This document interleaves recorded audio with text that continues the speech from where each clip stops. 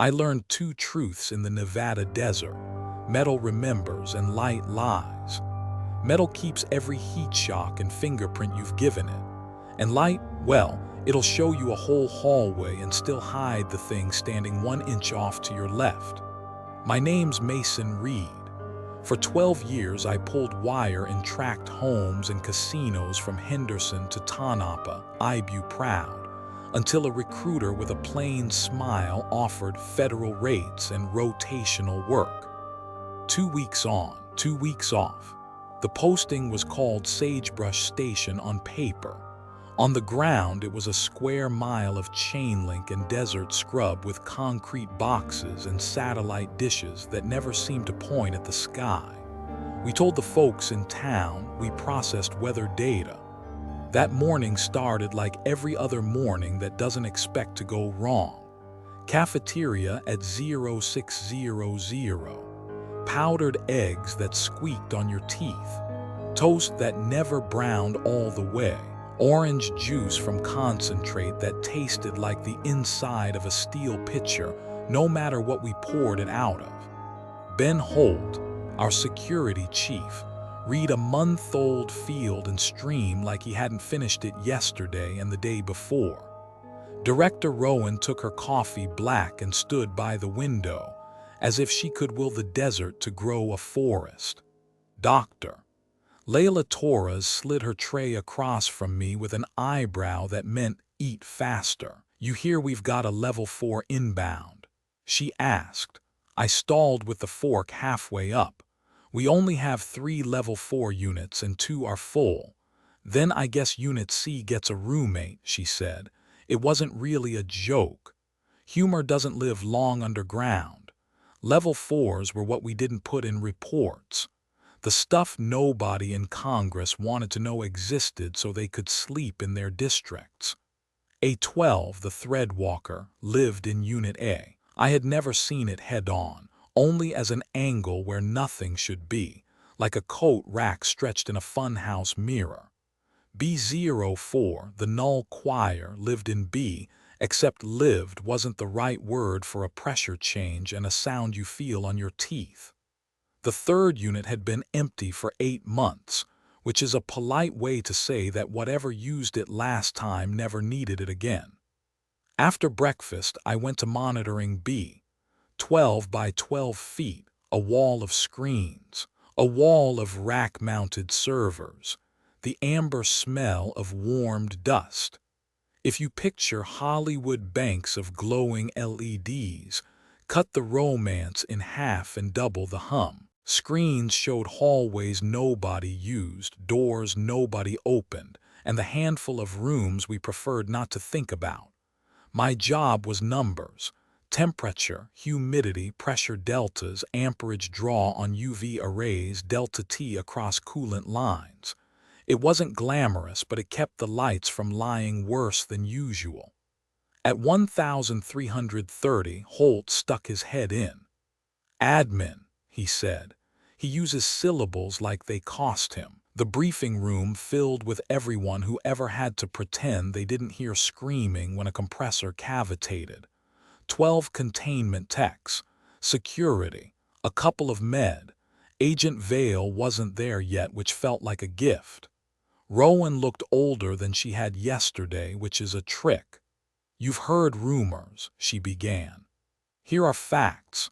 At 1400, we received specimen K23, recovered near Ely after reports of missing hikers. There were casualties on retrieval. She clicked a remote, police tape at a limestone cut. Another click, a blurry frame, pale limbs as if the exposure itself tried to erase them. K23 exhibits negative albedo in the visible spectrum. It bends light. We will treat it as a photonic hazard until proven otherwise. Torres lifted a hand. Feeding. No observed need. Protocol is no direct observation, no acoustic monitoring above subsonic, thermal between 35 and 40 Fahrenheit. Full UV readiness on Unit C. The room shifted as people pressed their tongues to the backs of their teeth like that could push the taste of dread away. At 1407, 3 black SUVs and an armored truck backed to loading too. It looked like a bank job for a bank that loaned money to glaciers.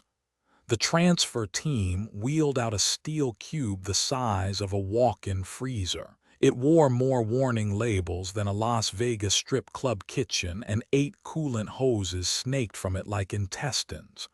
There wasn't a sound except for brakes squeaking and boots scuffing. I kept waiting for theatrics. Boxes don't bang in films, they bang in real life. This one didn't. Inside Unit C, they bolted the coffin to the floor. We routed cooling. We tested UV ballast amperage thrice. Thermals read cold blue with a darker blue square in the middle that you would have sworn was just a camera artifact if you wanted to sleep tonight. Smooth transfer, Torres said over the radio. Her voice always calmed me, which is exactly why I didn't trust it fully. Vitals stable. At 1519 A12, the threadwalker moved wrong. It wasn't that it got faster. It got longer. Its shadow smeared across a corner where no shadow should be. At 1521 B04, the choir pulsed once like a subwoofer in a neighbor's house, making your wall clock rattle. The amperage draw on the UV arrays ticked up 3 amps all over the station. Nothing trips that many circuits unless it wants to. Rowan came on the intercom. Minor anomalous cross-readings across units. Maintain protocols. I don't pray, but my hands did that useless open and close thing they learned from someone who once believed. At 1758, the day shift turned into the night shift, which is an arbitrary line anywhere except here. I signed the sheet, said the numbers out loud to a kid who looked 3 years younger than the coffee maker, and walked to the cafeteria. The sunset behind the fence painted the desert copper, then brass, then a color metal doesn't have. Somebody said 3 things is too many in one box, and someone else said they know what they are doing, and the second someone didn't sound like they believed themselves. I showered. I tried to read a paperback with a sun-bleached cover about a man who hunts another man on an island. The kind of book teenagers pretend is philosophy. I couldn't keep the lines straight. At 2350, I walked the hallway to Unit C observation, because people walk to places they can't see into when they are afraid of the ones they can. The glass on C was treated to block every wavelength we measured as persuasive, which meant it reflected me back at me. 40, shaved head, knuckles that never healed right because drywall hides sins electricians commit with whole saws. Torres appeared behind my reflection. She had 2 coffees that smelled like they came from the same pot as mornings.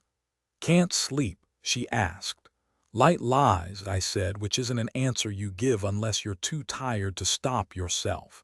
The bang didn't come from our conversation. It came from inside Unit C, then a second, then a third, each one tighter in tone, like whatever made it learn the room. No alarms, no lights, only the sound. Torres keyed her radio without asking if she should. Observation. 3 interior impacts, Unit C, metallic, source unknown. Copy, Control said. All readings nominal. A sentence that sits in your stomach like an ice cube. We walked fast to monitoring A because Rowan said to.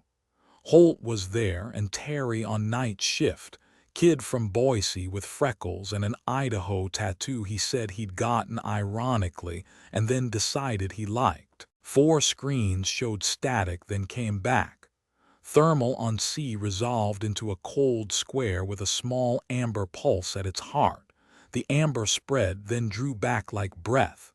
It's warming itself, Torres said. 35 to 42 in 6 minutes.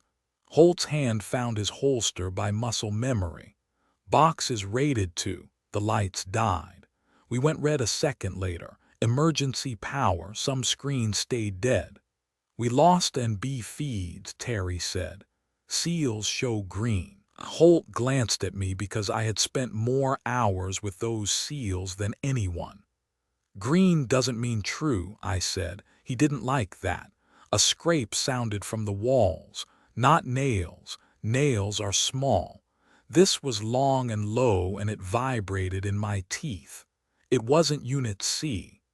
When the kids who write haunted house stories say down the hall, they mean everywhere. Terry cycled cameras and caught something on hallway 7. A shadow taller than a person passing through a gap that did not look like a gap until it had. A12's loose, Rowan said, and the red light made her look like something in an old submarine movie. Holt called teams. I watched the UV bus amperage climb and thought about the click of ballasts engaging. Nothing clicked. Nothing clicked. We formed up for safe room 2 because that's what the sheet said you do when you have more unknowns than bullets. Holt led with his flashlight. Torres behind him, then Rowan. I watched our 6 because I didn't trust it. The stairwell had rime on the handrail like December had burst a pipe in August and put a sweater on the world. Our breath turned the red light pink. Holt held up a fist at the 4th floor landing. Through the wired glass we saw A12 standing like a coat rack that learned to breathe. Too long, too still. Skin a color you only get when paper lives in a drawer for decades. We need another route, Rowan whispered. There isn't one, Holt said. His voice is sandpaper over oak. Skybridge is past that thing. I learned something about stillness then. Animals go still to avoid being seen.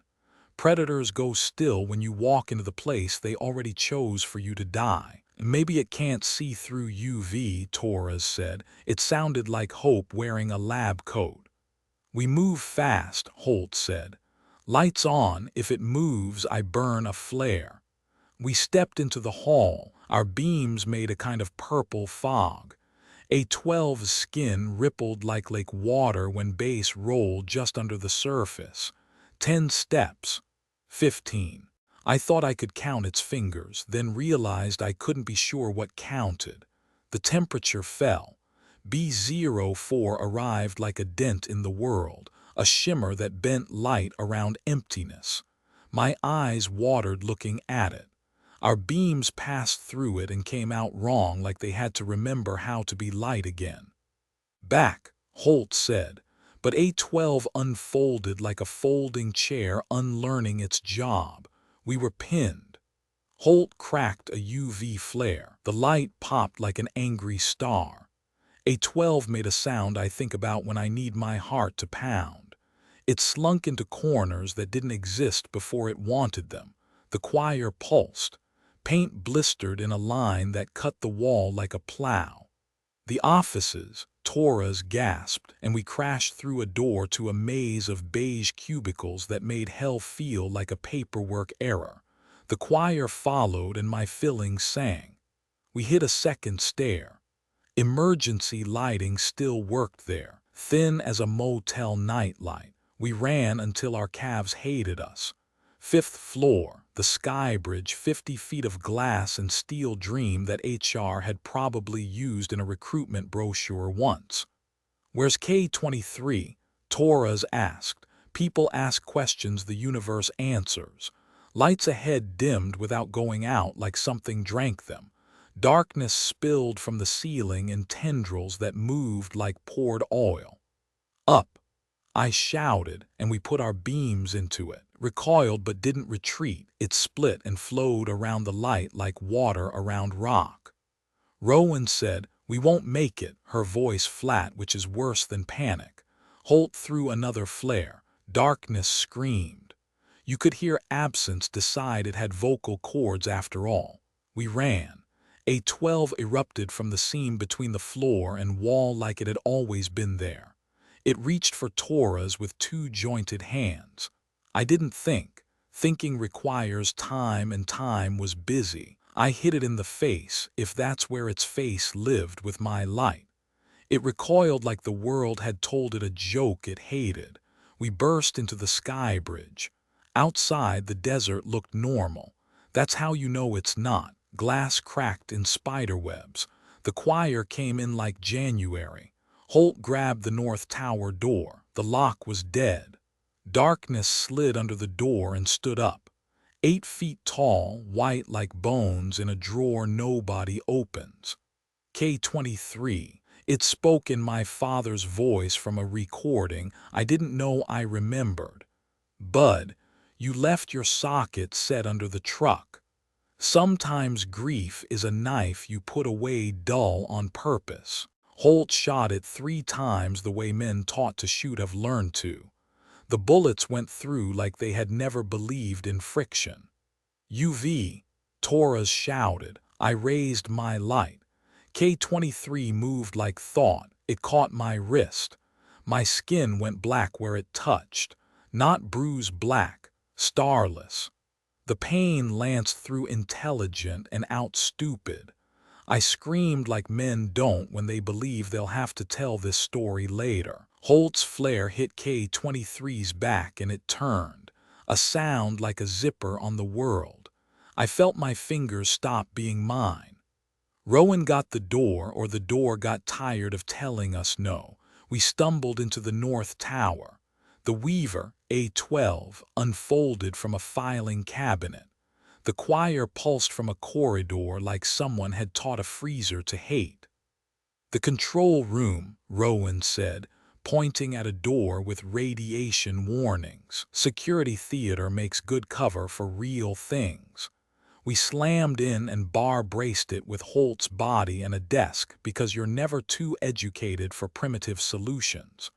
The room glowed emergency yellow and green from servers and monitors that refused to die. Torres ripped open a metal panel and found emergency containment protocols, switches we had promised never to flip. UV flood facility-wide, she said, and threw one. Nothing happened. The little LED blinked a color that means I'm trying but the gym is far. Generators, Holt said, already at the breaker panel. He's the kind of guy who knows where breaker panels hide because he's had to shut a bar up without killing the music. Outside the door something pounded. The steel gave like a drumhead. K23 passed a hand through the seam and came away smoking from the little light we had. You can't hold, it said. Not out loud, in the space where breath would be.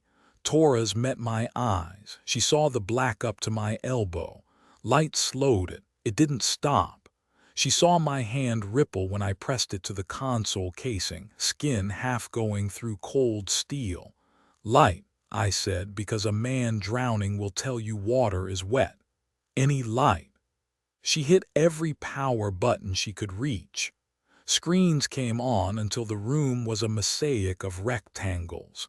The entities pulled back like cats from a bathtub. Holt found the generator tie. The choir dragged time around him and he moved like a video buffering on a bad motel Wi-Fi. Torres grabbed the last flare from his vest and snapped it. For 2 seconds the room was daybreak. Time released Holt like a bad idea. He slammed the reset. The facility thumped. A normal hum, a song you forget you love until it plays in a hardware store. Torres flipped the UV flood again. Light tore down the hallways. It filled every vent and seam and grief. The Weaver slithered back into A, pressed into the corner like a peeled poster. The choir shrank to a trembling blur in B, like a bass note that learned embarrassment.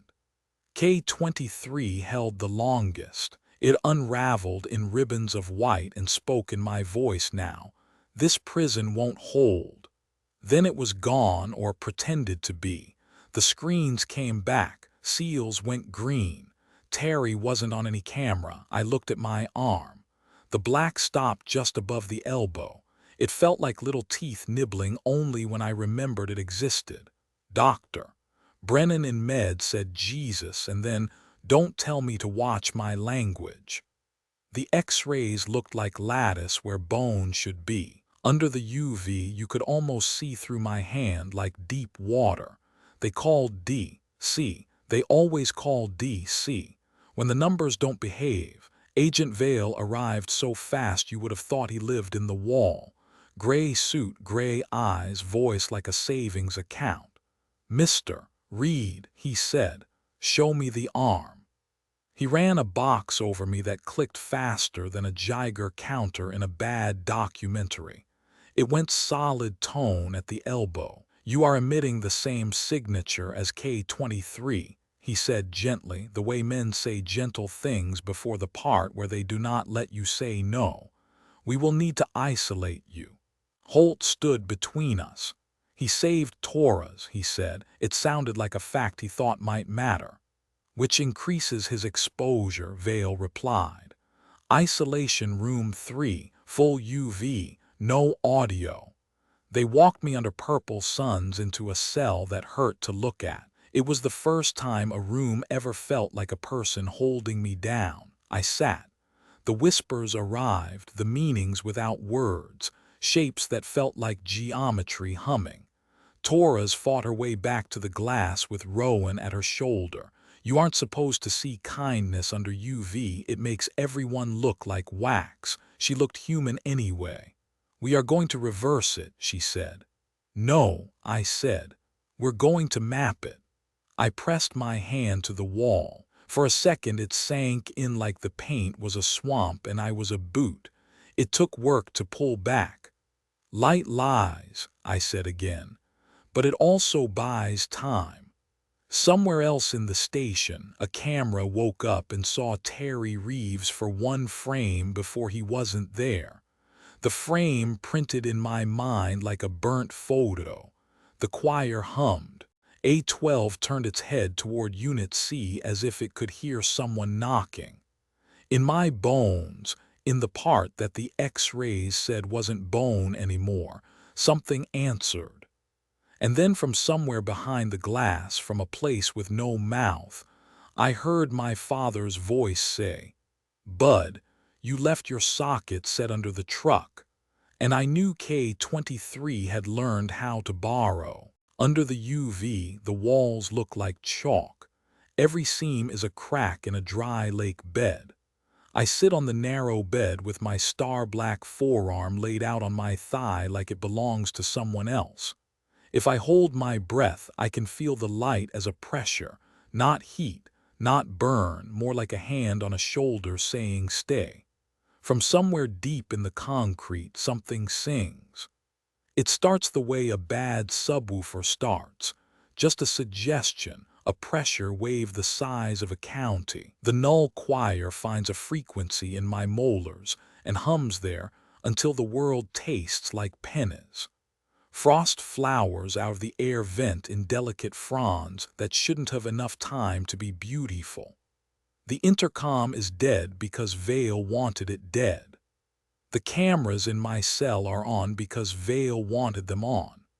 I stare into the black glass bubble and picture a man behind it eating almonds out of a vending machine, writing down how fear looks when it tries not to. I lay the back of my head against the cinder block and listen, not with ears, with the thing my arm is becoming. The choir isn't noise, it's geometry, a ratio opening and closing, squares that want to be circles. I can almost see it, a faint diagram laid over the cell like a HUD, line work that diagrams support beams and electrical conduit and the hollow space where the door guts live.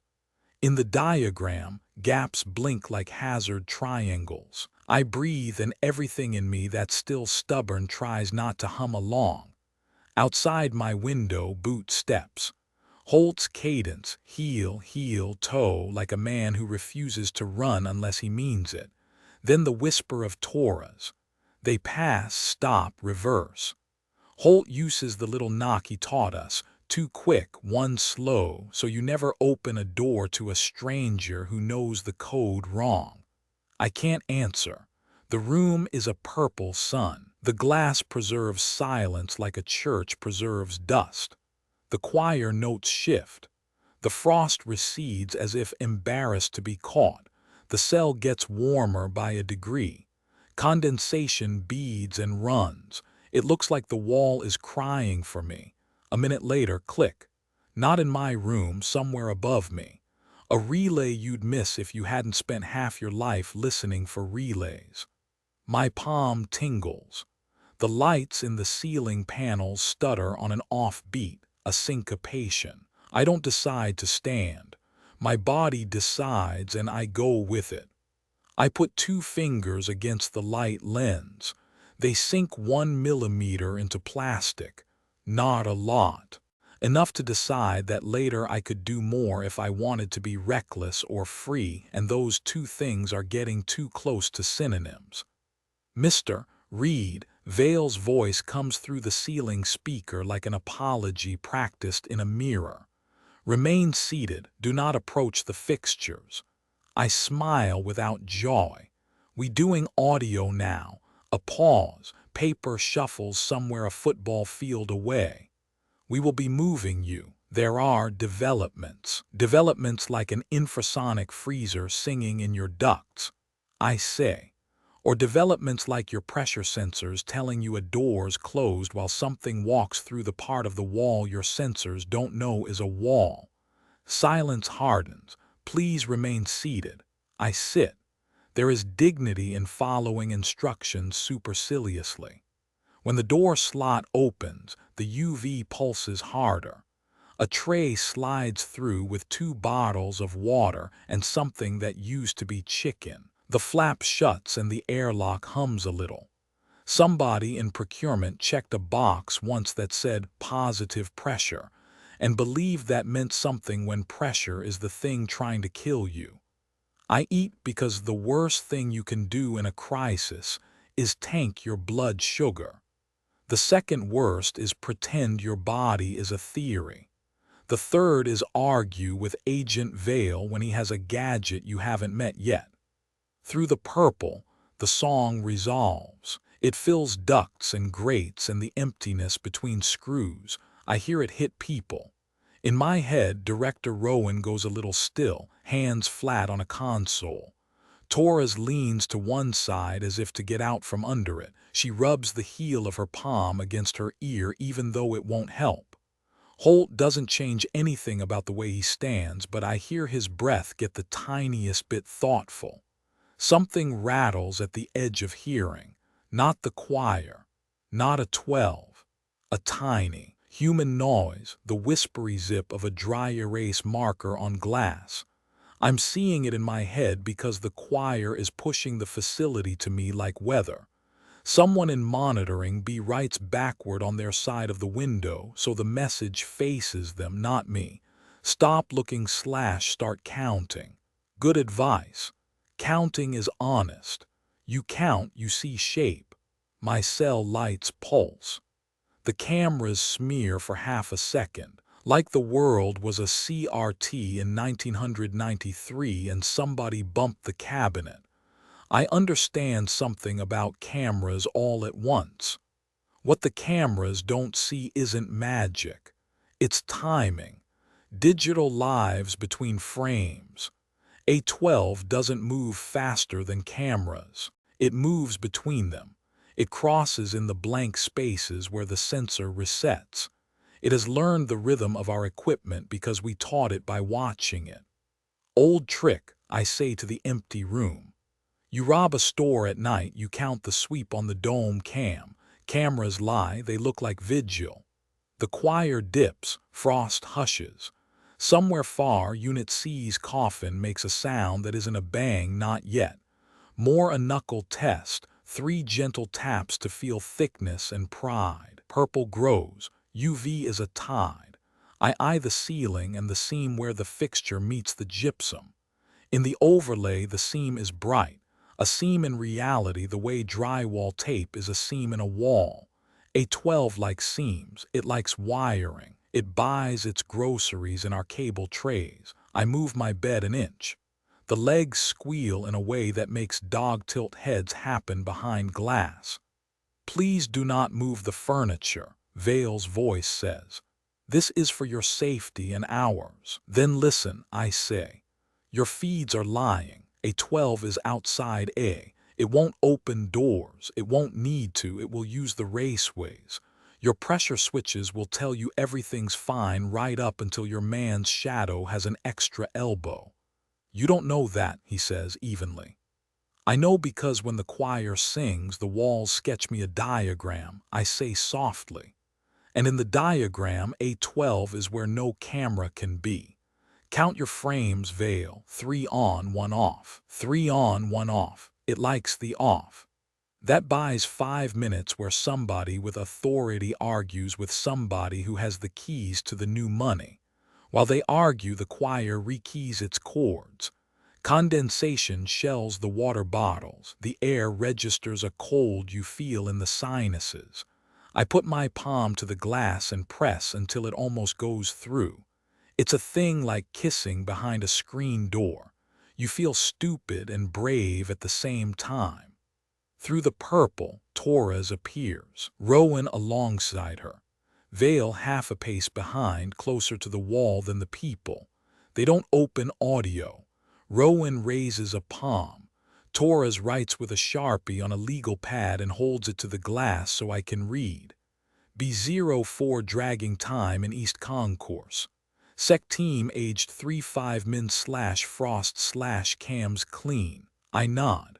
I mime tapping my wrist, point toward the harness of conduits that feeds the cell block. Torres frowns. I make a zipper motion, the one guys use when jeans get stubborn. She writes, A12. I lift my hand, splay my knot fingers, tilt my head too far. The knot pantomime of something whose joints were assembled by a lazy god. Torres' mouth goes tight. Vale leans forward. He is not a cartoon villain. He is a patient man whose patience costs other people things. He taps the glass in a neat, tidy way that doesn't make a sound but carries meaning anyway. He writes, you warn, we isolate. You cooperate, you live longer. Holt steps into the frame behind him, somehow making the room smaller by being in it. He holds 2 UV flares in one hand and his other hand in his pocket like he intends to look casual in his obituary. Torres underlines something she hasn't written yet. Then she writes a single word, Terry. I spread my hands. I don't know where Terry went. I don't know where between puts you when it thinks you'll be fine there for a minute. The lights hiccup. On the overlay that only I can see, the UV grid across C block loses a sliver of ballast, just a hairline, a nail-width gap in a paint job, enough. The hallway camera angle shows nothing because it is busy being digital, but Holt notices the way the exit sign shadow throws 2 different directions at once. He steps left as if in a dance with a partner nobody else can see. He lifts the flare so it's ready. Rowan touches her earpiece. She does not hear what she wants to hear. Her shoulders tilt a degree. The knock comes then. 3 close taps. Unit C. Left wall if you're standing in observation. 4 feet off the floor, like a knuckle says, I'm here. A pause like it wants to leave room for applause. 3 more taps. Same rhythm, different timbre, like the knuckles are now the side of a palm. The oscilloscope in monitoring B would show it if the oscilloscope wasn't busy pretending it was made for wind. Rowan glances instinctively toward the mic panel that we turned off for our own safety. Vale shakes his head. 1 precise degree. No audio, no invites. The protocols grew teeth for a reason. Torres writes fast. K23 is testing surfaces / light absorption changing. The UV ballast hums deeper. If light can be angry, it is. Another knock, same rhythm, not Unit C. This one's sound travels through the ductwork with a tone you can taste. It answers from hallway 7, the hallway where the exit sign has a two-headed shadow and where the paint around the conduit junction looks a shade thirstier than it did this morning. Holt hears it. Holt always hears it. He doesn't run. He doesn't even hurry. He walks with a certain malice toward the end of the hallway where his men already paid an installment on aging. Rowan raises a hand like she can catch a decision in midair. Ben, she says through teeth. He doesn't look back. Men like him learned early that looking back is for trucks towing boats. The choir drops a note. Time wobbles. It's not slow motion. It's what happens when the world forgets which hand is the second hand and which is the minute. On the monitor, Holt lifts the flare. It looks like his arm is underwater. He is the only thing moving at that speed. The air behind him smears. He throws the flare. The UV bloom fixes the frame. The two-headed shadow becomes one. For an instant, less than a blink, more than a thought, we see A12 at the corner of the fire door, a crease in reality wearing a man's outline like a hand-me-down. It turns its head, which is not its head. It sees the flare. It is sick of flares. The flare paints the world purple. A12 withdraws, a thread pulled back into a hem. The knocks continue. Unit C answers, hallway 7 answers Unit C, in a rhythm that never was, like two kids in different bedrooms tapping code through the vents. Torres writes, "Impossible." I find the marker in the little cubby under my sink where they leave us toilet paper and shame. It isn't a dry erase, it's a stub of a golf pencil. I kneel by the glass and write "not impossible" / 2 positions of same wave backwards like I was born to write for other people. Vale reads it. He doesn't nod because nodding would be a religion. He tucks his chin the smallest distance toward his tie. Rowan touches the UV panel on her tablet. I see the arcs of the grid pull a little tighter over C, the way your eyes pull tight when someone brings a needle near. The knocks come anyway, the way rain comes when you've planned a picnic. In the overlay, gaps bloom, little slender ones like hairline cracks in enamel. The facility is a box and the things we keep are water. Water doesn't negotiate. You do your worst. Water becomes a coastline. The choir takes a breath. I know it'll hit the note that crystallizes moisture to snow in the stairwell because we saw that in training videos that looked like they were shot on a budget and a dare. But it doesn't. It pitches up into a tone that isn't in any manual. The monitors in B, C, D, and E halls wash to a slate color like old TV when you unplug the rabbit ears. The green squares that used to reassure the old hands and the new kids go paler, as if green could be afraid to be green. Torres presses the legal pad to the glass so hard the paper warps. All seals green / A12 visible outside a /B0 for shifting / K23 knocking twice. I sneeze. It's rude and human and it feels so good I want to thank my sinuses. When I look back up, Terry is reflected behind Torres, the way a face appears in a window at dusk when your own room gets brighter than the sky. Not standing, overlaid.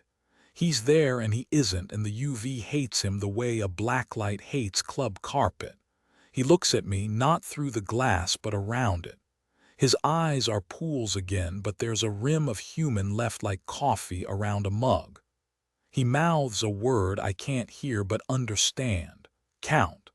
I count the knocks, 3/2/3/2.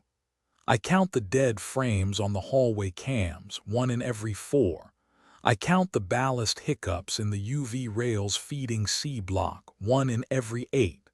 I do the division like a kid with a pencil on butcher paper, and the numbers land right where a lock would land if you hit it inside rhythm. I lift the golf pencil and write backward and ugly. Eighth note slash fourth frame slash second knock. Torres reads. She looks to Rowan. Rowan doesn't need an explanation. She trusts pattern because pattern kept us alive long enough to have routines to joke about. Vale watches both women and runs a finger along his jawline like a man checking a shave that will always be a little too close. Director, he says, I advise we relocate the asset now. The current configuration is inviting system-wide coupling. You will not move him, Torres says without looking at Vale. It isn't volume, it's velocity. If you break the pattern, we can't test it, and if we can't test it, we can't stop it. Your test subjects have a way of becoming our containment problems, Vale says. He doesn't use the word people, it would cost him. Rowan puts two fingers up. Not peace. Hold. She keys her tablet with her thumb. The UV grid over C block shifts down a half hertz. The light doesn't look different to eyes, but to the thing in my arm, it's a gear clicking. The knocks stumble. Unit C misses the second knock. The hallway misses the third. For 2 seconds, the rhythm breaks like a line in a poet's head, and the world rushes in through the gap. On the hallway monitor, something tall and white leans through a door, seem like a man peeking into a child's room. It doesn't push.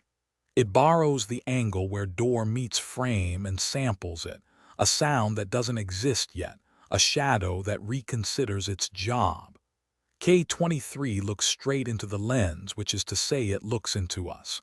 Behind it, the Weaver leans too, like two men peering into a bar they're not sure they want to enter. The choir's tone holds them both in a bracket. The UV grid holds the choir.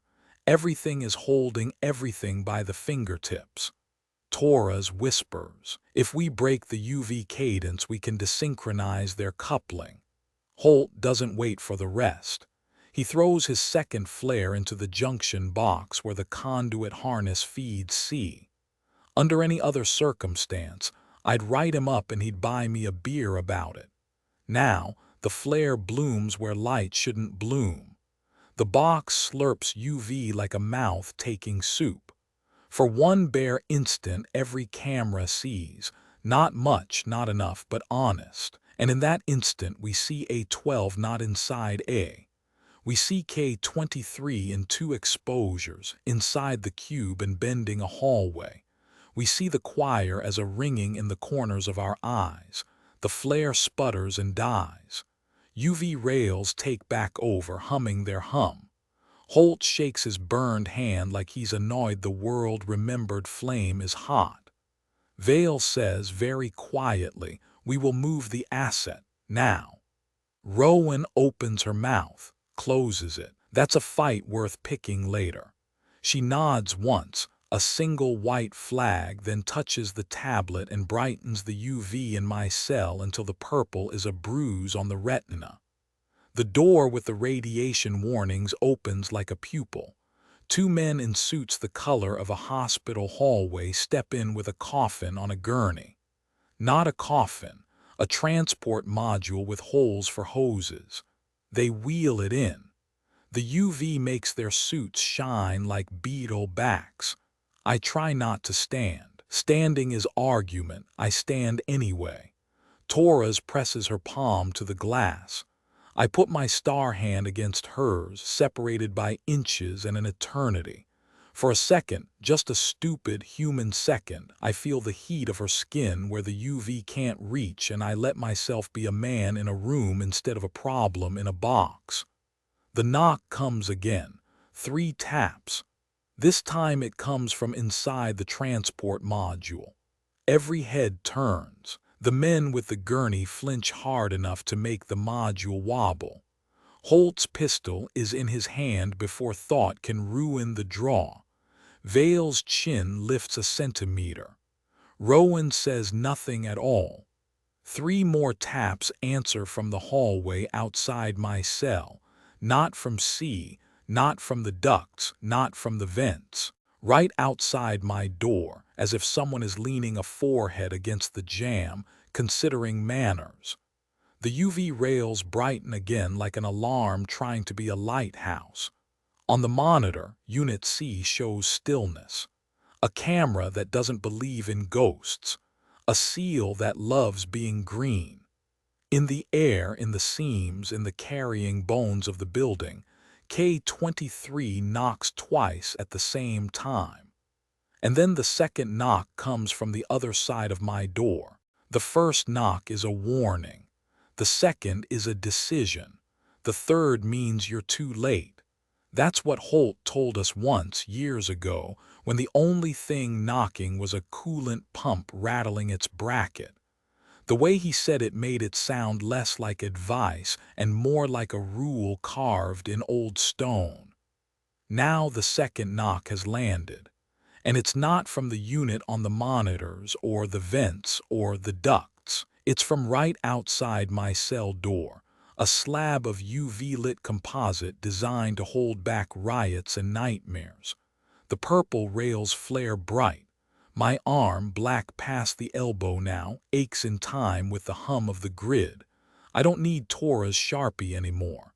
I can read the whole room through the seams, through the light itself.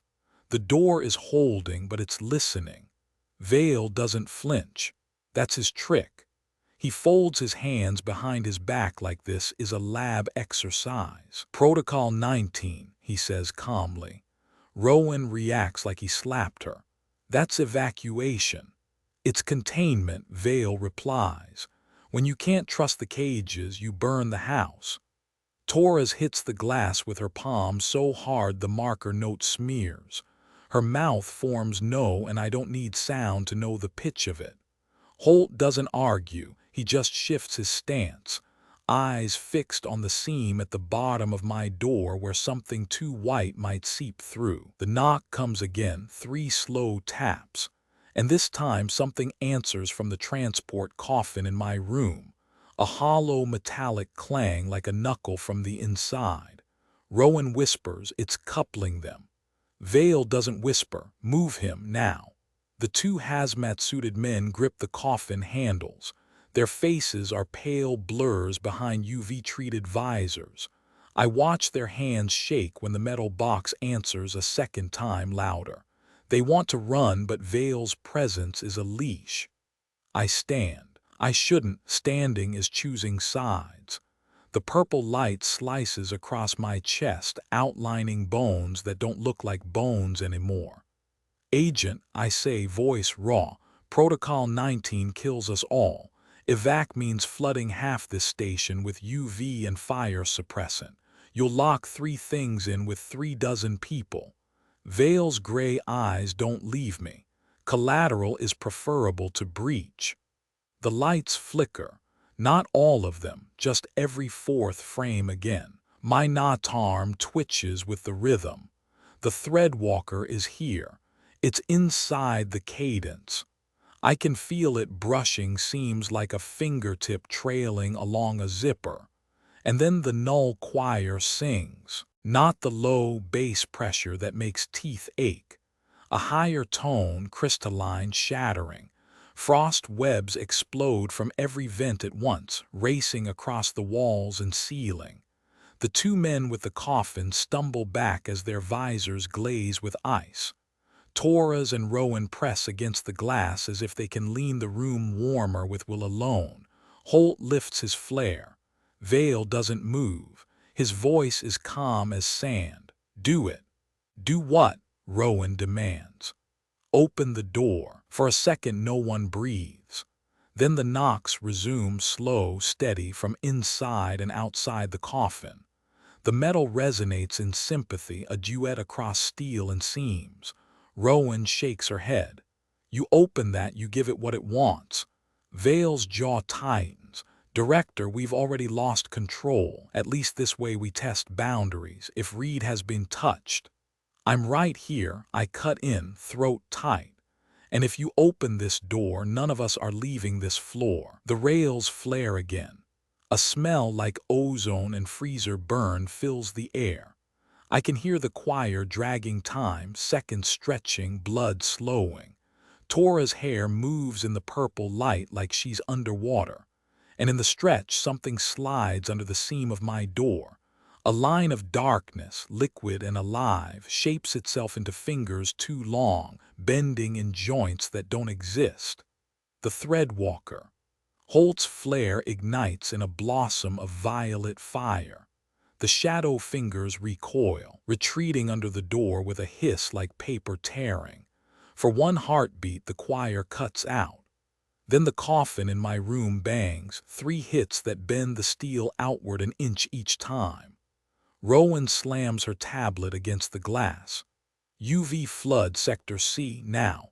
The room erupts in purple lightning. Every ballast surges, every seam screams light. The coffin rattles, screaming in metal. The knocks outside vanish. The choir chokes off mid-note.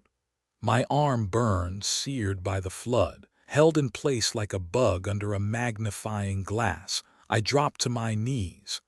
The pain isn't human pain. It's geometry tearing, a diagram being redrawn against my will. Tora's face is a blur through the glare. Her mouth moves, hold on, I want to. God, I want to. But deep inside the light, the whispers swell. They're not random this time. They are words. Protocol 19 is wrong. Protocol 19 is theirs. Open. We will herd you. We will hunt you. We will use you. And I realize something in my marrow. The anomalies aren't just reacting. They're coordinating. Protocol 19 isn't the failsafe. It's the trigger. And somebody in this building wants it pulled. The floodlights finally die down.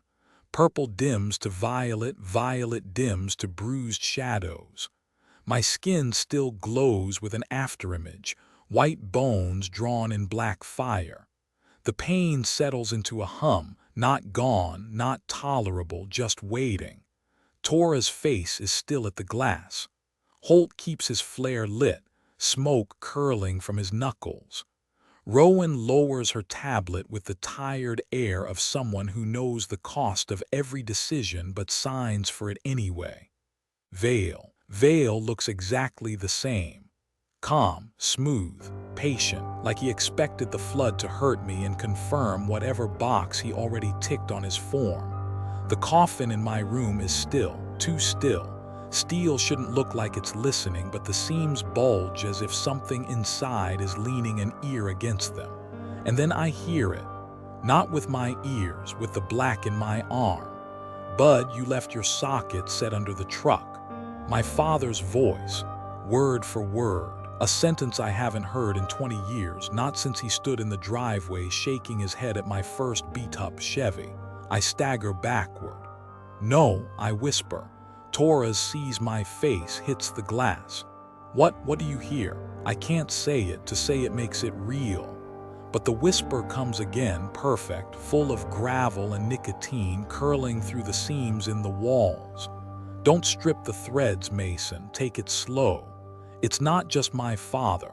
It's him at that exact moment. The way his mouth tilted, the way the Nevada sun caught the sweat on his neck. K23 has it. It's borrowing, not just voices, memories. Rowan stiffens as her tablet chirps a warning. Thermal bloom in Unit C climbing fast. Vale doesn't look surprised. Specimen is initiating Phase 2. Tora spins on him. Phase 2, you knew this was coming. He doesn't answer. His silence is answer enough.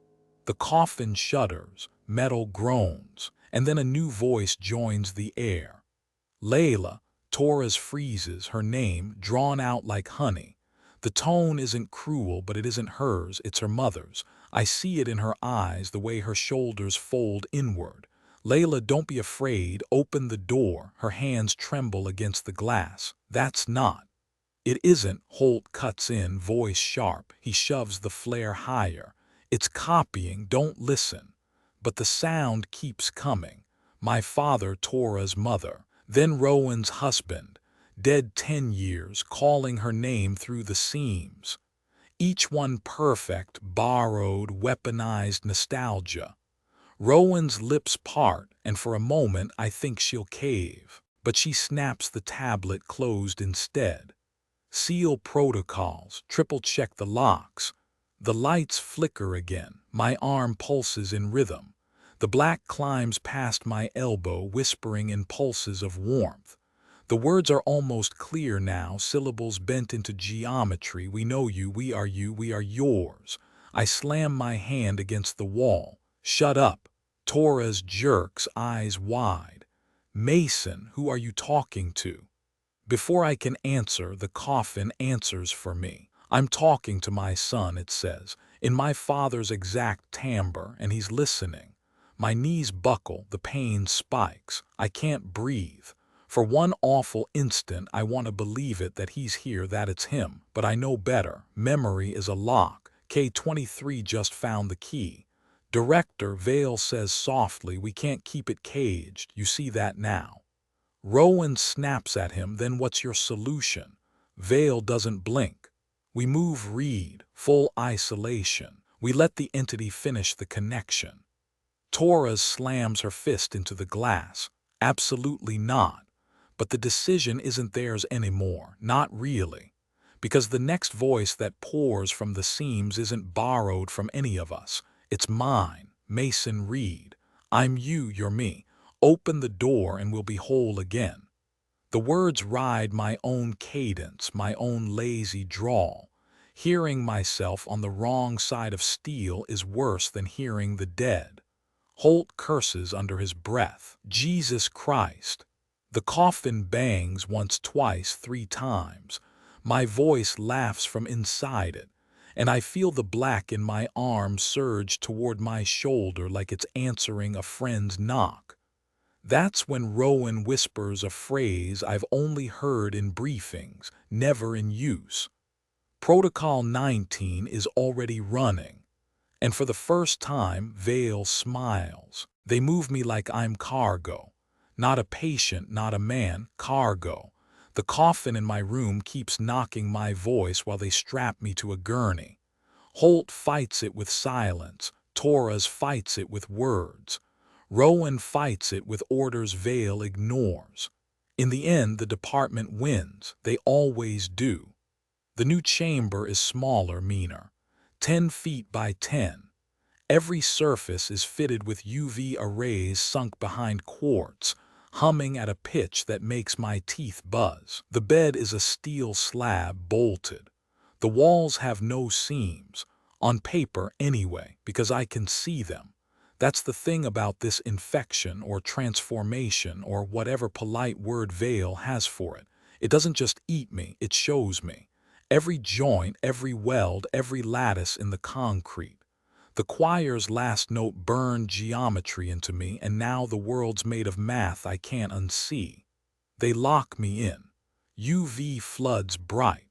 The black in my arm recoils, stops just shy of my shoulder. The skin from elbow down isn't skin anymore.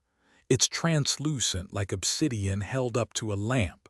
My fingers flex wrong, bending smoother, more liquid. I hold my hand against the wall. In the overlay that lives in my head, I watch molecules line up, slide. My hand wants to sink through like a coin wants to fall. Only the light keeps me pinned here. That's when the whispers resume. Not voices now. Numbers. 314159. Pi rattled like a chant. Then ratios, golden mean, Fibonacci spirals. Equations I only half remember from high school physics etched on the inside of my skull like graffiti. They're not random, they're coordinates. I press my forehead to the cold wall, whisper back, where?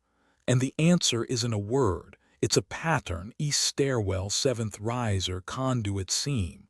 I lurch back, that's not just math, that's a map.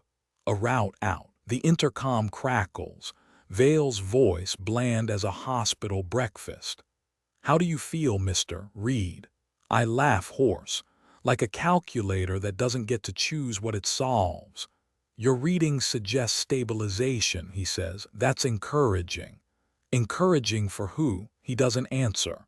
I sit on the steel slab, breathing through my teeth, forcing myself to count. It helps.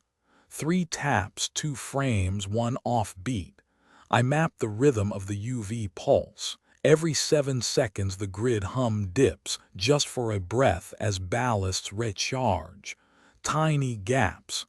The black in my arm surges in those instants like a tide testing the shore. Each dip whispers louder.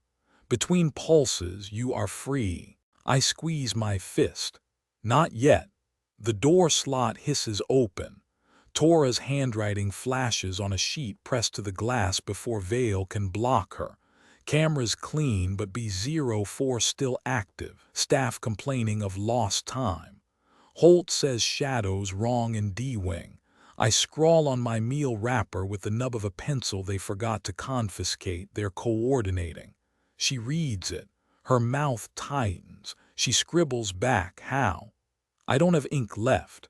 I just lift my hand. Star-black fingers splayed and point at myself. Her face goes pale, because she knows. The anomalies aren't just knocking. They're using me as their bridge. Every ratio, every hum, every borrowed voice. They're bleeding into me, through me, and out. I slam my palm against the wall harder than I mean to. For an instant it sinks an inch deep, atoms parting like a curtain. The UV rails shriek louder, yanking me back. Tora's eyes widen. Her marker squeaks one last frantic word before Vale yanks her away. Stop. But I can't. Because the whispers have stopped being math.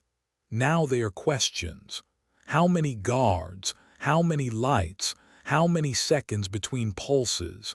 And the worst part, I find myself answering. The thing about secrets is they don't stay buried. Not when you build your walls out of numbers.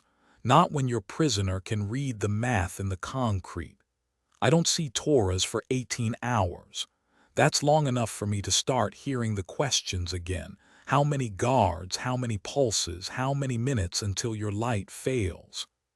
Then she appears at the observation window, hair pulled back, dark rings under her eyes. She presses a folder to the glass. Not a manila folder. This one's black, stamped with a department seal I've only seen in redacted training slides. She writes with her marker, training files. 1957-2002. I lift my head. The whispers in my arm lean toward her like they want to listen. Her marker squeaks. They weren't captured, they were made. My stomach flips. I shake my head, mouth the words, what are you saying? She holds up a photocopied page. Even through the glass and glare, I can see the grainy photo. A young man in fatigue strapped into a harness, wires running into his skull, a shimmering distortion around his outline. Row of text beneath it, volunteer subject 014 results, phase coupling stable. Subject lost to between space. Classified B04. The null choir, not a phenomenon, not an alien, not a monster dragged from a cave. A man, a soldier, a volunteer. Tora's flips to another page. Another blurred photo, long arms, too many joints. The caption makes my chest hollow out. Volunteer subject 003 joint overextension / shadow displacement. Classified A12, the threadwalker. My hand presses against the glass before I realize I've moved. The whispers surge in my head, louder, clearer. Yes, yes, you remember us. No, I breathe, but part of me already knows. The door to observation hisses open. Vale steps into view, gray suit crisp even under UV glare. He doesn't look at Tora's folder. He doesn't need to. Doctor, he says, tone like a scalpel. That material is above your clearance. Tora's doesn't flinch. These weren't specimens. They were people. You made them. Vale's eyes flick to me, then back to her. Containment is easiest when the staff believe in monsters, not victims. That hits like a hammer to the ribs. I slam my hand against the wall. My fingers sink deeper this time, 2 inches into concrete before the UV grid yanks me back. The seams glow in my vision, a lattice of scars. Tell her the truth, I snarl. Tell her what you're making me into. Vale's lips curve almost kindly. Mr. Reed, you already know. That night, or what passes for night under ultraviolet suns, I dream in someone else's memory. A cold chair, straps, needles threaded into arms, a colonel's voice saying you'll be serving your country in ways few men ever can. And then falling, not down, not sideways, just falling between. I wake with frost in my lungs and the echo of boots on tile. My arm pulses black to my shoulder now. When I touch the wall, I see flashes, barracks, training yards, men laughing before they were unmade. The whispers resolve into a sentence at last. We were human once, and so are you. In the morning, Torres sneaks back, scribbles one more message before Vale can intercept.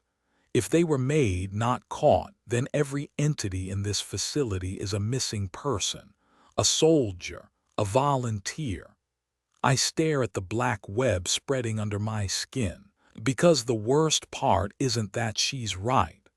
The worst part is I can feel their memories trying to merge with mine.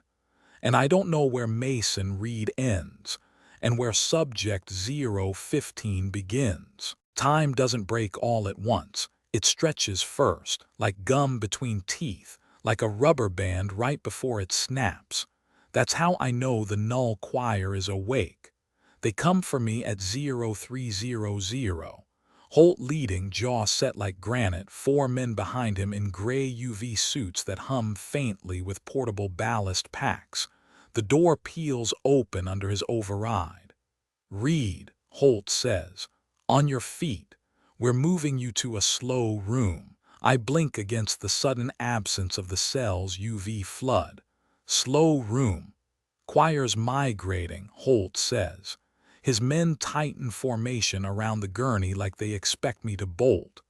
East Concourse reports temporal drag. Command wants you closed to the event. Command, I echo, bitter. You mean Vale? Nobody answers. They wheel me through corridors where the UV strips flicker purple-blue. Every 4th bulb sputters. I can taste the choir in the air before I hear it. Metal tingles on my tongue, gums aching like I'm chewing foil. Then the sound comes deep, endless like a freight train in a tunnel you can't see. The choir isn't in a room anymore, it's everywhere. We reach the East Concourse. The air is syrup thick.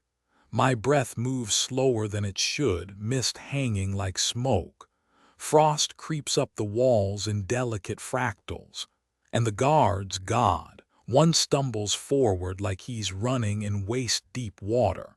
His beard grows out 1/2 inch between one blink and the next. Another's eyes cloud gray, then clear, then cloud again. Minutes are being stolen off their bodies, fed to the choir like tithe. Holt curses, snaps a flare.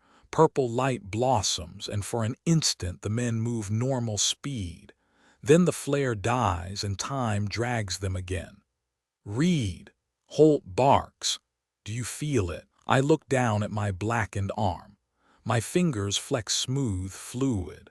I raise my hand into the distortion and nothing. Time doesn't touch me. My pulse beats steady. My hair doesn't grow. The world bends, but I don't. The whispers seize the opportunity. "See, you are between. You are not bound. Step forward. Step through." I take a step past the line where Holt's men are stuck aging by inches. My body slides into the distortion like it's air-conditioned water. Everything around me slows to a crawl, guards caught mid-blink, Holt's flare smoke frozen in the air like a sculpture. But I move, easy, free, and the choir notices. The low vibration climbs into my ribs. My overlay vision ignites, numbers, ratios, loops of infinity etched over the concourse. I can see the choir's architecture now. It isn't a song. It's a machine built from overlapping waves, a cage turned inside out, and in the middle of it something faint, flickering, a human outline, a man, frozen in the drag mid-scream, uniform in tatters, eyes wide. Subject 014, the soldier they turned into B04. Vale's voice buzzes from Holt's radio, status report. Holt snarls back, we're losing men, the choir's feeding. Vale, hold position. Protocol 19 is nearly ready. I shout, though I know Vale can hear me. 19 feeds them. It's not containment, it's fuel. The radio goes dead. Tora's voice comes faintly from the observation gantry above. Mason, if you can move in the drag, pull them out. She means the guards. She means Holt. She doesn't mean subject 014. She doesn't know he's there. I look at Holt, stuck, his face already more lined, flare shaking in his slowing hand. Then at the frozen figure inside the choir's core, mouth forever open in a scream. Whispers churn in my head, save him, save us, join us. I push deeper into the distortion. The frost crunches under my boots, echoing like thunder in the syrup-thick air. My black arm glows faint in the UV. And when I reach subject 014, the scream moves, just a fraction, just enough to let me know he's still in there, still alive, in some impossible way. If I touch him, I can pull him free. I know it. The numbers line up, the geometry is perfect. But if I do, the choir will anchor me too. And if I don't, Holt's men will age into dust. Behind me, Torres screams something I can't hear. Ahead of me, the frozen soldier's eyes flick, just once, meeting mine. And the black in my arm surges, hungry, ready. I don't remember deciding. My body moves before my mind can argue. I reach into the choir's distortion and grab subject 014 arm. The instant our skin meets, if it's still skin, the whole concourse detonates in light. UV rails scream, frost bursts like shattered glass. The choir howls a note so low my bones try to crawl away from it. And then, collapse. Time slams back into place. Guards tumble forward, gasping, coughing, some vomiting from the sudden whiplash of hours lost in seconds. Holt lands on one knee, flare burned to nothing in his hand. Subject 014 crumples against me, half there, half not. His body flickers translucent like bad film stock burning in the projector. His eyes roll white, lips murmuring numbers that make my ears bleed. Jesus Christ, Holt whispers. You pulled him out. Not completely. Not yet. The choir still hums faint at the edges, like it's sulking, like it let me win one round to see what I'd do next. Boots echo, doors hiss, and there he is. Vale, not in his glass booth this time, in the flesh. Gray suit immaculate, black gloves hiding hands that never look like they sweat. Two agents in armored UV suits flank him, carrying cases the size of car batteries. Torres shouts from the gantry, "Get him to medical." Vale doesn't look up. He looks at subject 014 twitching in my arms, then at me, then at Holt. "Step away from the specimen," he says calmly. Holt bristles. "That's not a specimen, that's a man." Vale tilts his head like he's correcting a child. "That was a man, now it's department property." He gestures. The agents set down their cases and flip them open. Inside, sleek black instruments bristling with prongs, quartz tubes glowing faint violet, dials etched with department insignia. Tora's voice sharpens. "Vale, what are you doing?" His answer is simple: control. The first agent raises a device shaped like a cattle prod married to a tuning fork. He presses a button. A tone slices the air, ultrasonic, too high for human hearing but not for whatever 014 has become. The soldier thing convulses, body crackling with fractures of light. His translucent skin spiders like glass hit with a hammer. He screams, not human, not monster, something between. I feel it in my arm. A shock, a tearing. My black flesh splits in hairline cracks of white light, pain detonating up my shoulder. I drop to one knee. Stop, you're killing him. Vale's eyes stay flat. Correction. We're testing the resonance threshold. If it works on him, it works on you. And if it works on you, he lets the implication hang. Torres is pounding the gantry glass now. He's not your experiment, Vale, neither of them. He doesn't even glance at her. They stop being people the second they phased. The agent twists the dial higher. Subject 014 body splinters further, his form collapsing in on itself. I can feel the tearing in my own arm, the cracks spreading, geometry unraveling. The whispers in my skull become screams. Break him and you break yourself. Stop them now. I slam my palm into the floor. My black fingers sink through concrete like it's water, pulling geometry down with me. Circuits overhead pop, half the UV rails flicker out. The choir stirs, answering the breach. Shadows ripple along the walls. Vale doesn't flinch, he just nods as if he expected this. Noted, coupling confirmed, increase output. The prod shrieks higher, my vision whites out. Subject 014 scream merges with mine until I can't tell which throat it's coming from. And then, crack. A shockwave bursts from my body, hurling the agents backward. The devices shatter. Frost explodes from the walls, coating the concourse in glittering ice. The choir's hum roars alive, but now it's in sync with my heartbeat. Subject 014 slumps against me, faint, flickering but alive. Barely. Tora's voice cuts through the ringing in my skull. Mason, don't let them finish, you'll tear yourself apart. Holt has his sidearm drawn, eyes locked on Vale. You're not touching him again. Vale just smooths his tie, unshaken, smiling.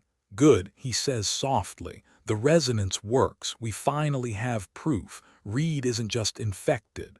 He steps closer, eyes drilling into mine. He's the prototype. The words settle like ash. Prototype. Not victim. Not man. Property. Subject 014 twitches weakly in my arms, whispering digits that line up like coordinates. My own arm glows with hairline fractures of light. And for the first time, I realize Vale isn't trying to kill the anomalies. He's trying to make more of me. After Vale's little demonstration, the air never feels steady again. The UV rails hum, but half their cadence is mine now. I can hear my heartbeat threaded through them like a second metronome. Subject 014 is gone, wheeled away on a stretcher under armed escort. I don't know if he's alive or if the department will let him stay that way. Holt barked at Vale, Torres screamed at him, but none of it mattered. Vale walked out calm, like a man who'd just finished polishing his shoes. I'm back in isolation, though the word means less every hour. The walls aren't walls anymore. They're diagrams, angles, coordinates, and behind them something waits. It comes in the dead hours when the guards rotate and the cameras click into their fourth frame blind spots. Not a voice this time, not my father, not Tora's mother, not even myself. It's a city. I don't see it with my eyes. I see it in the seams. Skyscrapers made of shadow, their windows blinking like static. Streets flowing, literally flowing like rivers of asphalt, rearranging themselves block by block. Every corner turns itself inside out, a Mobius strip of neighborhoods. And through it all, whispers, a chorus of them, soft, pleading. Come home, You're one of us now. This is where you belong, the borrowed city. That's what my brain names it. A place built from the fragments of every mind the department ever broke. I stagger back from the wall, heart hammering, but the image doesn't leave. Every time I blink, I see it behind my eyelids. The next meal drop comes with a scrap of paper stuffed under the tray, Tora's handwriting jagged from hurry. Vale says they are moving you to Black Site 9. We won't get you back from there. You have one chance, use what they gave you. I want to laugh. Use what they gave me. She doesn't know what she's asking. I scratch a reply with the nub of pencil I've hidden under my mattress. If I use it, I might not come back human. An hour later, another slip arrives. Then come back alive. We'll figure the rest out later. That night, the borrowed city presses harder. I wake with frost crawling over my chest, patterns etched like maps across my skin. My black arm pulses in sync with the skyscraper silhouettes I can't stop seeing. Then suddenly, I'm there, standing in a street paved with television static.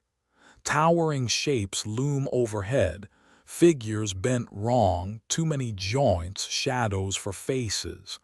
Entities, dozens of them, but they are not attacking, they are waiting.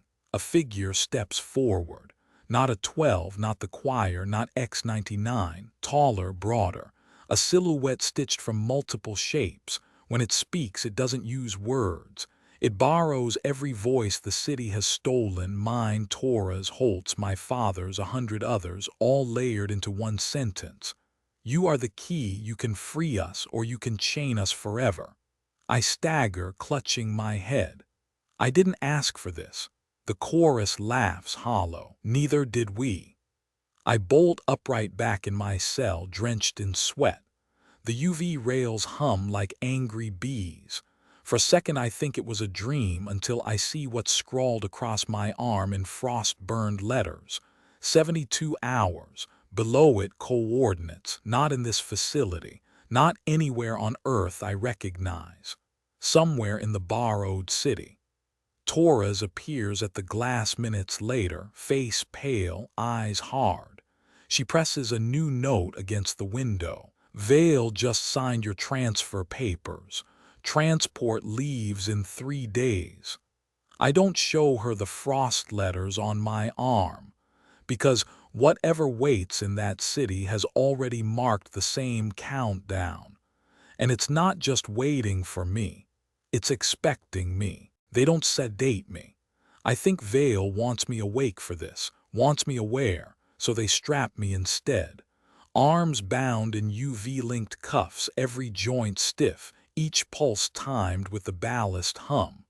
My blackened arm burns where the cuff bites in like the lights trying to erase me. 2 guards flank me in the back of the armored truck. Another rides shotgun, one more at the wheel. Holt volunteered to come, though I can tell he hates being here. Torres tried to fight her way onto the roster, but Vale shut her out. So it's just me, Holt, and 3 men who'd rather be anywhere else. The convoy pulls away from Site 47. The desert outside is an ink-black sea, broken only by headlights bouncing off scrub. Vale's voice comes over the truck's comm speaker, smooth, detached. Mr. Reed, this is a courtesy. We're relocating you to Black Site 9 for extended containment. Do not mistake the courtesy for choice. If you attempt breach, you will not survive the response. I lean back against the steel wall, smile cracked. You mean the city will answer before you do? There's a pause, then almost approving, you've seen it. I don't reply, but inside the skyscrapers are still waiting. 20 miles out, the desert tilts. At least that's what it feels like. One moment the road runs flat beneath the wheels, the next it bends, like someone folded the landscape. The headlights carve across brush that shouldn't be there, buildings where none exist. One of the guards swears. Holt snaps, eyes front, keep focus. But I see it too. The borrowed city bleeding through. A tower of glass shadow rises just beyond the ridge, windows blinking with static. Then it's gone. Only the coordinates frost-burned into my arm remain, glowing faint in the dark. The radio crackles. A voice breaks through, fuzzy, broken. Convoy 2 report status. The driver leans to respond. Convoy 2 clear, 30 miles to. The voice interrupts. 30 miles to freedom. It's my voice.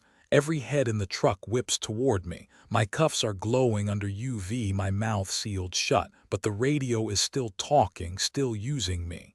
You don't have to fight. Open the door. We'll drive together. The driver slams the radio off. The cab goes dead silent except for the hum of tires. Holt doesn't take his eyes off me. They are in the comms now, I murmur, borrowing me to talk to you. 10 minutes later, the headlights hit a split in the highway. Only there's no split on the map. The left lane continues into the black desert. The right veers toward skyscrapers, a skyline blooming where sand should be. Windows glowing with static, streets bending over themselves. The borrowed city waiting like a mouth. The driver slams the brakes. Jesus. Vale's voice cuts sharp over comms. Left lane, stay on the designated road, do not deviate. The guards look rattled. One whispers, I don't even see the left lane anymore. And I realize the city isn't just showing itself. It's erasing the real road. Holt's jaw locks. He pulls his sidearm, rests it across his lap. His voice is gravel. Eyes open, lights forward. Vale doesn't drive this truck, I do. He forces the driver left, even though the road shimmers like a mirage. The wheels hit asphalt or something that feels like asphalt. The city shudders at the edge of my vision, skyscrapers flickering, bending. And then knocks. 3 slow, patient knocks from the roof of the truck. Every man freezes. The metal above us bows, groaning. Long fingers drag across the roof, joints bending wrong, nails screeching steel. The Threadwalker rode with us out of sight 47. The truck fishtail. One guard fumbles his rifle. Holt shouts, stay steady. The knocking stops. Then comes from inside. Directly above my shackled wrists, the steel bulges outward. 5 pale fingers pressing through like clay. And the borrowed city's skyline glows bright in the desert, waiting to swallow us whole. The fingers punch through first, thin, pale, jointed in too many places. They curl inside the armored truck like they've been here before, like the steel was only ever a curtain. The guards open fire. Muzzle flashes strobe the interior, brass clattering onto the floor. Each bullet punches neat holes through metal, but when they strike the fingers, the rounds simply vanish. As if the Threadwalker's flesh is a suggestion the laws of physics refuse to enforce.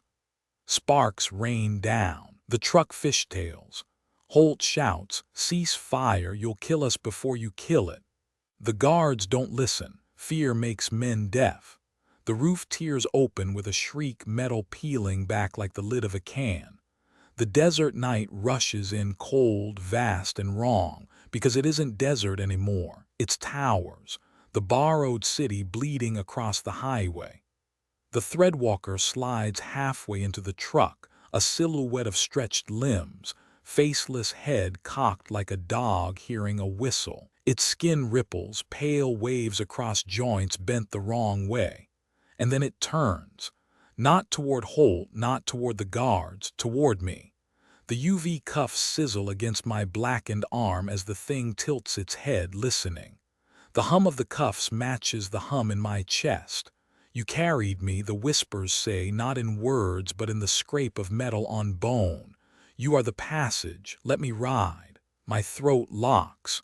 No, but part of me knows it's true. Every time the cameras skipped frames, every time shadows bent wrong, I felt it.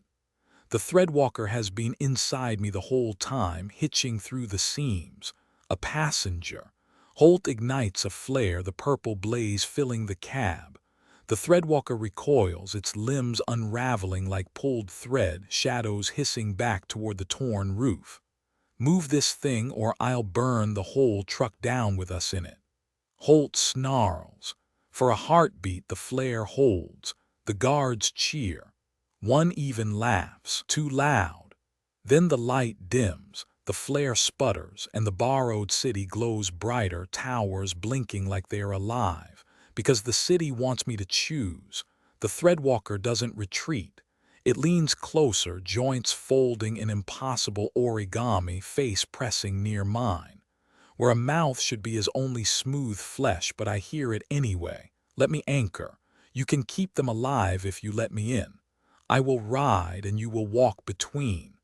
My cuffs burn white hot. The UV rails overhead flicker. I feel my arm stretch, not physically but in geometry, like my shadow is already joining it. Tora's last note flashes in my mind. Then come back alive. We'll figure the rest out later. Alive might mean sharing my body with a monster. The guards are panicking. Holt's flare is dying, and the truck is skidding toward the edge of the road where the borrowed city waits like an open mouth. The threadwalker extends one more hand, fingers bending through the cuffs like they are paper. It doesn't grip me. It just hovers, waiting. Choose, it whispers, be host or be lost. And as the truck's wheels screech, I realize survival might mean letting the passenger all the way in. The truck howls down the blacktop, tires screaming against asphalt that doesn't look like asphalt anymore. On the left, desert scrub stretches under the moon. On the right, skyscrapers made of static roll into existence like teeth.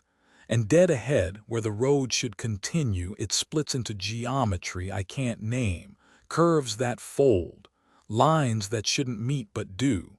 The borrowed city is no longer a mirage, it's here, waiting. Inside the truck, chaos. One guard firing blindly at shadows on the roof, another praying through clenched teeth. Holt has one hand braced on the seat, the other waving a flare that's guttering out too fast. And the threadwalker's hand still hovers in front of me, palm inches from my chest, fingers bent in angles that shouldn't exist. Host or lost, it whispers. The road itself begins to tear, not potholes, fractures, gashes of raw light splitting the blacktop. Every time the wheels slam through one, reality jolts. The guards blur, age, rewind. One's beard grows and falls out in the same breath. The truck's steel panels ripple like they are made of water. I glance at Holt. He's holding the wheel steady, jaw clenched, refusing to give the city the satisfaction of fear. His eyes cut to mine just once. Reed, he growls, if you're going to pull a miracle, now's the time. The threadwalker presses closer. The black in my arm surges like it's been waiting for this, veins glowing faint white where the cracks spread. I hear every whisper at once. A12, the choir, even the coffin in Unit C, all merging into one chorus. Borrow us, carry us, be the key. I know what it means. If I let the passenger in, I won't just walk through walls. I'll carry them, open every seam they can't reach alone. A living lockpick, a bridge, a weapon. The flare sputters out. Darkness rushes in. And in the dark, the city unfolds fully. A skyline swallowing the horizon, towers bending overhead until the truck is a toy racing through its avenues. Holt yanks the wheel. Hold on. The truck skids sideways, tires grinding sparks. For a second, we're balanced between two worlds, the desert shoulder and the city's glassy streets. The guards scream. The driver wrenches at the wheel, but Holt doesn't let go. He's steering into the city on purpose. Better the devil we can see, he mutters. The truck crashes through a fracture. Reality bends. Suddenly we're barreling down a boulevard of shadow towers. Windows flash with borrowed faces. My father Torah's, men I don't know but somehow remember. The road under the tires isn't asphalt, it's static. Every rotation of the wheels leaves an afterimage like the truck's ghost is following us one frame behind. The guards are frozen mid-shout, mouths open but voices stuck. Time doesn't flow here the way it should. Only Holt and me are moving. And the thread walker. It leans all the way inside now, joints unfolding until its faceless head is inches from mine. Its palm presses against my chest, not pushing, not pulling, waiting. Choose, the city whispers through every window, every borrowed mouth. Carry us and you live. Refuse and you all die here. The truck roars through impossible streets, towers bending down to watch. Holt's hand is white-knuckled on the wheel, and my blackened arm glows brighter than ever, pulsing with a rhythm that matches the city itself. I know I can let it in. I know I can survive. But I don't know if Mason Reed will survive with me. The armored truck barrels down a boulevard that shouldn't exist. Tires hum over pavement stitched from snow and radio noise. Skyscrapers lean in close, so close I can see their windows blinking like screens, each one flashing with a different face. Not strangers, people I know. My father Torah's, even Holt's weathered jawline. And faces I don't recognize but feel in my marrow. Soldiers in uniform, women in lab coats, children staring out like fish in a tank. They're not just memories, they're residents. The borrowed city is built from them. Every life the department tore apart, every subject who slipped between, etched into glass towers like permanent echoes. Holt fights the wheel like he's wrestling a bull. The truck fishtails but never stops moving. His voice is ragged but steady. Don't look too long, Reed. That place eats attention. You stare, it'll have you. Too late. My reflection is already in one of the windows. Not me as I am, me half gone, skin translucent, eyes like hollow pools. A Mason Reed who gave in. The window version raises a hand. My blackened arm burns in reply. The threadwalker crouches inside the truck now, limbs folding around me without touching. Its faceless head tilts toward the windows. See them, it whispers. They were like you, they were us. They are home now. You can join them. You can free them. Free. I choke. You mean trap. This is a graveyard. The whisper bends sharp, almost amused. Graveyards are just cities with fewer exits. The faces in the towers shift. They're not silent anymore. Lips move, and though no sound crosses the glass, I understand. A soldier begging me not to let his son think he vanished for nothing. A woman who whispers she remembers pain but wants peace. A child saying, "Don't let them keep making us." Each one presses palms against their windows. Each one stares at me. And then I see Terry, flickering, glitching, but Terry. His hand leaves frost on the inside of the glass. His mouth forms words I can read like subtitles. Don't trust Vale, don't trust me either. Reed, Holt growls, eyes locked on the road. You're seeing them, aren't you? I nod, throat tight. His knuckles whiten on the wheel. Good. Remember this when Vale tells you they're just anomalies. Remember every goddamn face.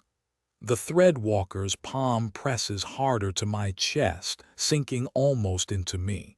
The UV cuffs sputter. Outside, the windows all change at once. Thousands of faces in unison, mouths open, eyes black, a chorus. And together they whisper the same sentence, echoing through the towers, through the truck, through my bones. We were human once, and so are you.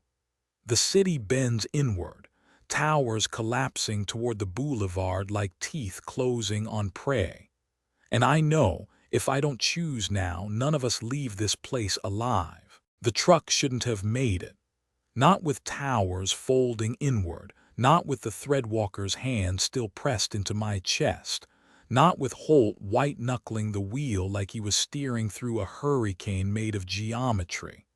But somehow, whether by flair, by luck, or by whatever I've become, we lurch out of the borrowed city like a fish flung from surf. The skyline collapses behind us, folding back into desert. One moment, impossible architecture and static-lit faces. The next, endless Nevada scrub under a pale dawn. The guards groan awake, time catching up to them in coughs and nosebleeds. Holt doesn't speak. He just drives, jaw clenched, until the black walls of Black Site 9 rise from the desert floor.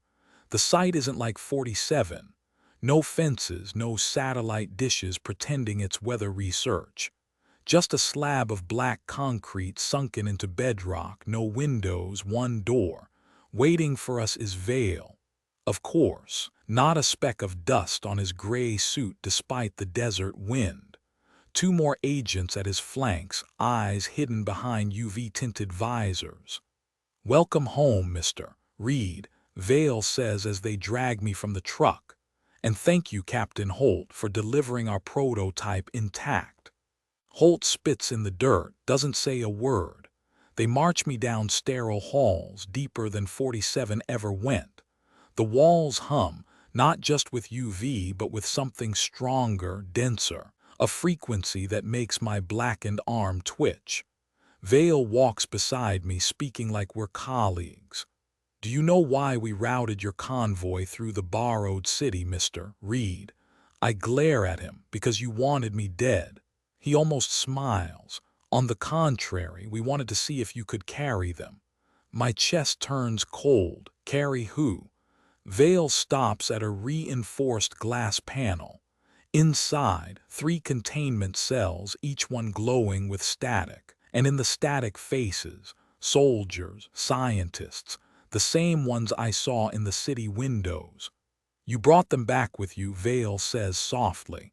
"Not physically, no, but their signatures, their imprints. The threadwalker rode you through, and in doing so it made you a vessel." His eyes glitter like he's discussing quarterly profits. "Congratulations, you're not a prisoner anymore, you're an ark." A shout down the hall, Tora's. She pushes past 2 guards, face pale but furious, a stack of stolen files clutched in her arms. "You're turning him into a weapon, Vale. That's all this is.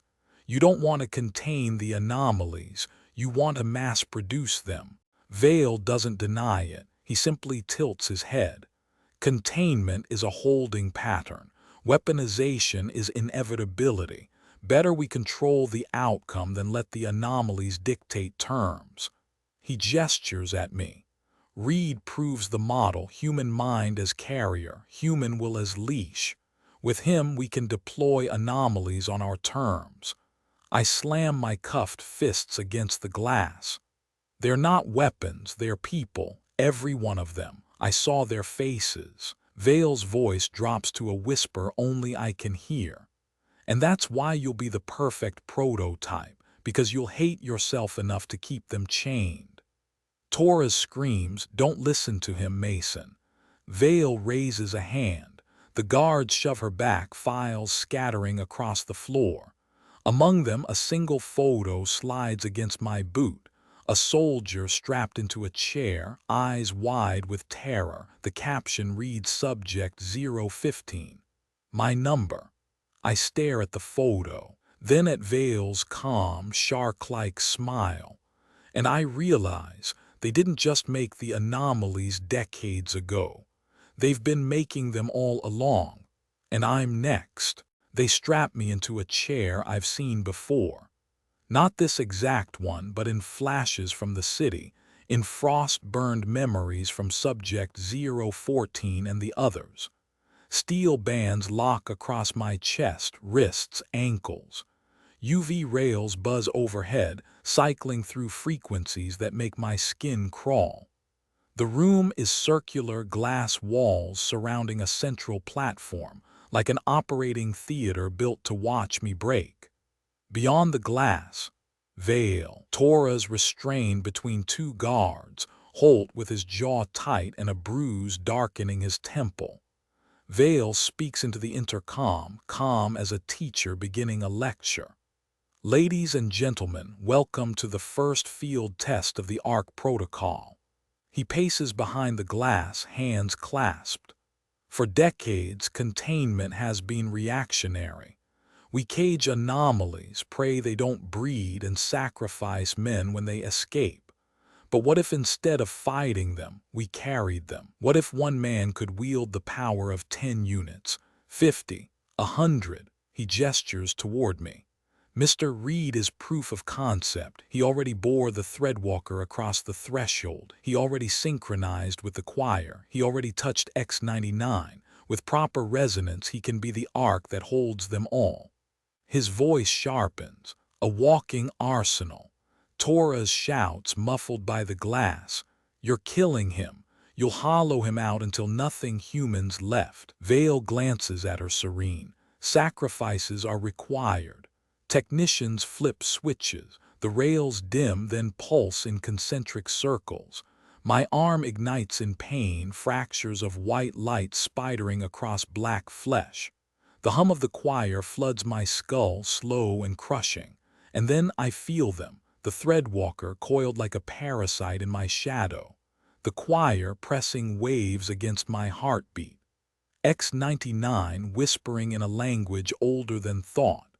The chair trembles, not from me but from the weight of them pressing in, trying to anchor.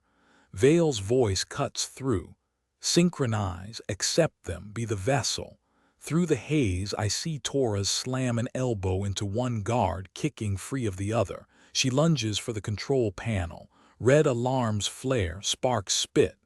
Vale snarls, first time I've seen the mask slip. Stop her. The guards wrestle her back, but not before she smashes a key switch. Half the UV rails overload and die, plunging the chamber into fractured shadow. And in that shadow, the anomalies surge.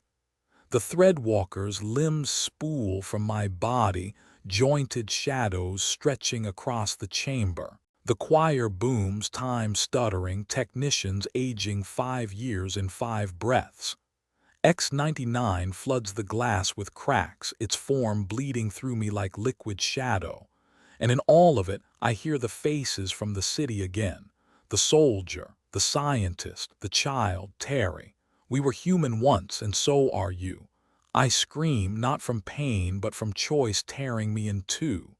Vale slams a fist against the glass, voice thunderous. Contain them, or be contained. The restraints snap like paper. My body rises, not walking, not floating, but something between. Shadow and frost and static pouring off me in waves. I see Holt pull Torres behind cover. I see Vale's smile return, thin and sharp. You see, he whispers, the ark lives, and the voices in my head roar back, not in unison but in defiance. No, the ark decides. The chamber explodes in light. When the chamber went white, I thought it would end me. Instead, it ended the room. The restraints atomized, the rails melted, the observation glass shattered into snow. The anomalies that Vale wanted me to carry didn't retreat. They didn't riot, they merged. Threadwalker's shadows, the choir's hum, X99's void, they poured into me until I wasn't just Mason Reed anymore. I was a seam, a fault line between worlds, a door. Through the smoke, Vale staggered upright, face lit like a zealot. Yes, he whispered. Yes, you are the ark, do you see, Mason? With you we can decide where they go, release them, deploy them, recall them. You'll be the greatest weapon this country has ever. His words bled into static as I turned my head. Because I could see it now, not just Black Site 9, not just Nevada, but 1,000 seams cut into the skin of reality. And behind every seam, the borrowed city, pulsing, alive, filled with faces waiting for release. Torres stumbled forward, half dragging Holt. Blood streaked her temple, but her eyes were steady, locked on me. Mason, listen to me. You don't have to be what he says. You don't have to be their arc. My voice came out wrong, layered with choir resonance. If I open them, they won't stop. The department will lose control. The world will lose control. Her hand pressed against her heart. Then don't open them for Vale. Open them for yourself. Open them for them. The faces I'd seen in the windows whispered in reply. We were human once, and so are you. Vale shouted behind her, desperate now. Contain them, Reed, do it. Or I swear I'll bury Torres, Holt, everyone in this site. Two paths tore through my skull. Obey Vale, right arrow become the department's arc, a leash and a weapon, chaining the lost in my body until nothing of me remained. Defy Vale, right arrow rip the seams wide, let the borrowed city spill back into reality, set them free, but collapse the walls between dimensions forever. The hum rose, shadows pressed. Frost crawled across my vision, the door in my chest trembled. I looked at Holt. He gave me the barest nod, the kind a soldier gives before pulling the pin. I looked at Torres. She mouthed one word, choose, and I did. I opened. Not for Vale, not for the department, for every face in the towers, for every man, woman, child who had been turned into specimens, for Terry, for Subject 014, for myself. The seams ripped wide. Light poured in. Towers unfolded above us, the borrowed city blooming like a wound. The anomalies shrieked, but it wasn't rage, it was relief. Vale's voice broke as the ground shook. No, you can't. The city's windows swallowed him whole. His gray suit dissolved into static, his face joining the endless chorus behind the glass. Torres and Holt were pulled back by a shockwave of frost and shadow, but not consumed. I saw Torres' hand reach for me as the platform crumbled. Mason, I smiled, or something like it. Tell them every monster was once human.